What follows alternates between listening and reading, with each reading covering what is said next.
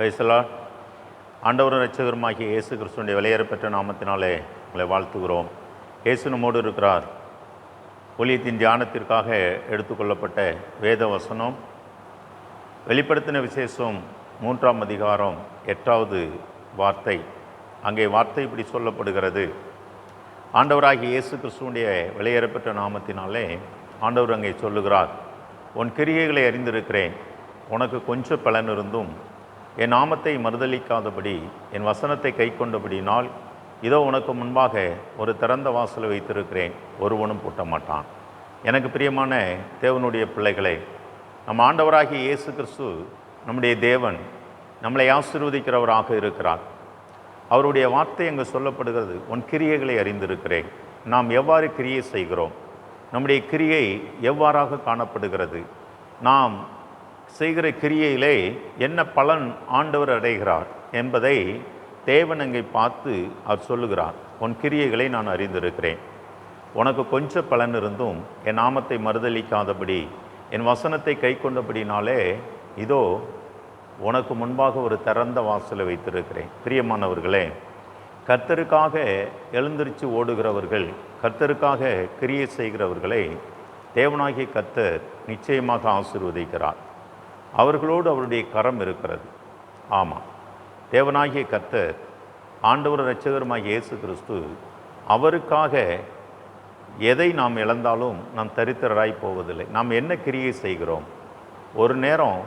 ஒரு மணி நேரம் தூக்கத்தை நம்மளால் விட முடியவில்லை. கொஞ்ச நேரம் ஆண்டவருக்காக தேவ சமூகத்திலே நம்மளால் எழும்பி ஜெபிக்க முடியவில்லை. நாம் தேவனாகிய கர்த்தர் நம்மேல் வைத்திருக்கிற இந்த இரக்கத்தை நாம் சுதந்திரித்து கொள்வதற்கு நாம் அநேக காரியங்களிலே நாம் சோர்வாக இருக்கிறோம். அந்த சோர்வு நம்மளை கிரியை செய்ய விட மணங்கு. ஆண்டவர் சொன்னார், உன் கிரியைகளை அறிந்திருக்கிறேன், உனக்கு கொஞ்சம் பலன் இருந்துச்சு. பெரிய மிகுந்த காண்டாமிருகத்துக்கு ஒத்த பலனிலே ஓட வேண்டும் என்பது தேவனுடைய சித்தம் அல்ல. பலன் இல்லாதவனை பலப்படுத்தி அதை நிலைநிறுத்துவது தான் ஆண்டவர் இரட்சகருமாகிய இயேசு கிறிஸ்துவுடைய நாமத்தினாலே அது விலையேறப்பெற்றதாக இருக்கிறது. பிரியமான தேவனுடைய பிள்ளைகளே, நீங்களும் நானும் ஆண்டவர் இரட்சகருமாகிய இயேசு கிறிஸ்துவை நம்முடைய வாழ்க்கையிலே நாம் எவ்வாறு ஓடுகிறோம், நம்முடைய கிரியை எப்படி இருக்கிறது? நான் முழு பலனோடு தான் ஓடுவேன், நான் முழு பலன் இருந்தால் தான் ஓடுவேன், இல்லை, கொஞ்சம் பலன் இருந்தால் போதும். தேவனாகிய கர்த்தருடைய அந்த நாமத்தை மகிமைப்படுத்த முடியும். அவருடைய வசனத்தை மறுதலிக்காதபடி அவருடைய வசனத்தை கை கொண்டு வாழ்வதற்கு நம்மளால் முடியும். ஆண்டவர் அதைத்தான் சொன்னார். கர்த்தருக்கு ஸ்தோத்திரம். ஆமாம், கர்த்தர் சொன்னார், யாக்கோப்பு என்னும் பூச்சியே, இஸ்ரவேலின் சிறு கூட்டமே, பயப்படாத, நான் உனக்கு துணை நிற்கிறேன் என்று சொன்னார். ஒன்றுக்கும் பயப்படாத, எதற்கும் பயப்பட தேவையில்லை. சிறு கூட்டம் பெருங்கூட்டத்தை கண்டு நாம் பயந்து நடுங்க வேண்டிய அவசியம் கிடையாது.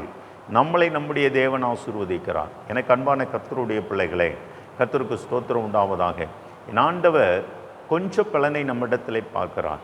கர்த்தருக்கு ஸ்தோத்திரம். கடுகளவு உனக்கு விசுவாசம் இருந்தால் போதும். இந்த மலையை பெயர்ந்து போய் நடுச்சமுத்திரத்தில் நாட்டப்படுவாய்னா அது நாட்டப்படும். கடுகளவு விசுவாசம், கொஞ்சத்திலே உண்மை உள்ளவனை நான் அநேகத்துக்கு அதிபதியாய் மாற்றுவேன்.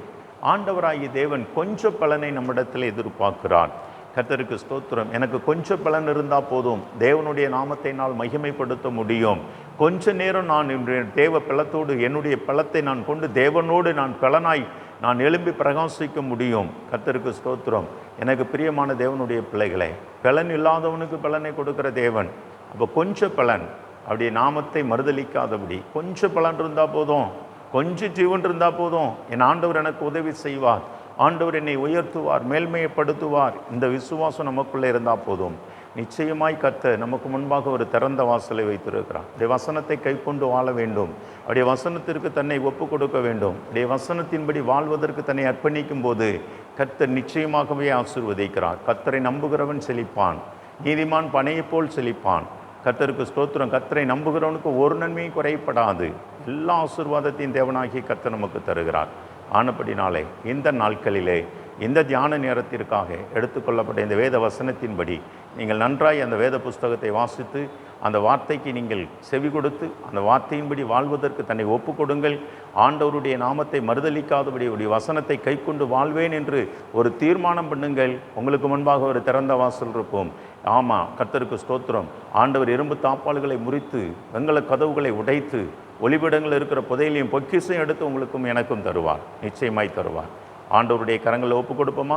ஆண்டவரே, எனக்கு கொஞ்சம் பலன் இருக்குதுப்பா, உங்கள் நாமத்தை மறுதலிக்காது ஓடுகிறேன், நல்ல கிருபைகளை எனக்கு தாரும், உடைய வசனத்தை கை கொண்டு வாழுகிற பாக்கியத்தை எனக்கு தாரும். உடைய கரங்கள் அர்ப்பணிக்கிறோம். இந்த செய்தியை, இந்த வார்த்தையை கேட்குற ஒவ்வொருவரும் ஆண்டவரே அதற்கு இணங்கி உம்முடைய ராட்சியத்திற்காக எழும்பி ஓட கிருபை பாராட்டும். ஆண்டவரும் இரட்சகருமாகிய இயேசுவின் நாமத்தினால் உம்முடைய கரத்தில் எங்களை தாழ்த்தி அர்ப்பணித்து ஜெபிக்கிறோம் ஜீவனுள்ள பிதாவே. ஆமென், ஆமென், ஆமென்.